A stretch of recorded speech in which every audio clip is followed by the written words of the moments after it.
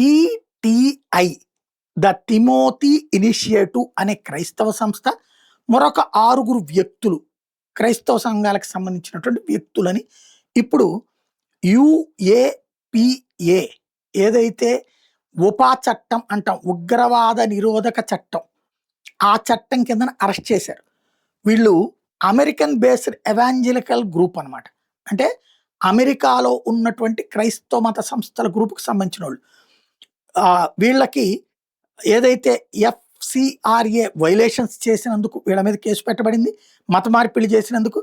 అలాగే ఈడీ దర్యాప్తుతో 92.55 కోట్ల రూపాయలు 1000 మంది ఫారినర్స్ వీళ్ళకి డెబిట్ కార్డులు ఇచ్చారట.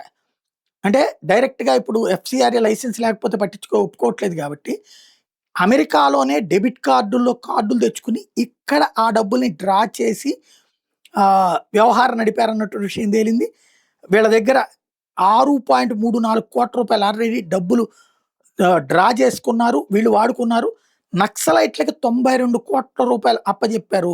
ఛత్తీస్గఢ్లోని అటవీ ప్రాంతాల్లో మత మార్పిళ్లు జరుగుతున్న నక్సలైట్లు చూస్తూ ఊరుకోవడానికి కారణం ఈ టిటిఐ అనే సంస్థ నక్సలైట్లతో ల్యాబింగ్ చేసి తమ దగ్గరకు వచ్చిన డబ్బుల్లో దాదాపు 60-70% నక్సలైట్లకి ఇవ్వడం వల్లనే బలవంతపు మత మార్పిళ్ళు అనే కంటే కూడా ప్రలోభ పెట్టి మత మార్పిళ్ళు గిరిజనుల్ని అడవుల్లో చేసింది ఈ సంస్థేనని తేలింది. దీని మీద చర్యలు జరుగుతున్నాయి.